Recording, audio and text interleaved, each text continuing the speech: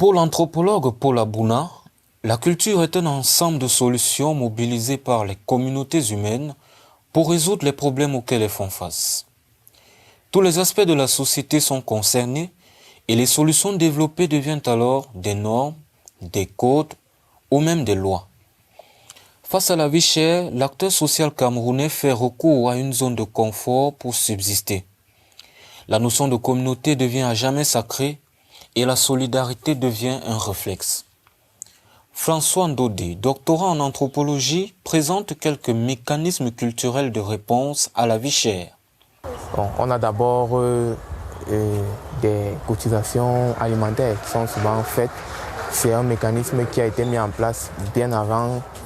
Il y a de cela plusieurs années où on avait dans les villages, par exemple, au-delà des champs individuels que les familles pouvaient avoir, on avait de temps en temps des champs communautaires qui étaient faits, ce qui permettait à ce que chaque famille ait assez de réserves.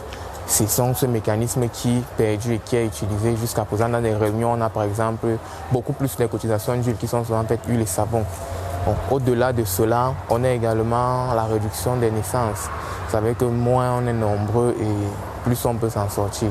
Du coup, les familles préfèrent limiter les naissances pour mieux se gérer.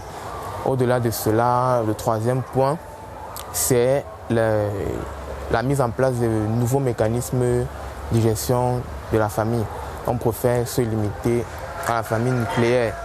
Non pas pour dire que la famille se limite au père, à la mère, à l'enfant, mais juste pour permettre à ce petit groupe-là dont permet à l'enfant de s'en sortir, de s'adapter au nouveau coût de la vie.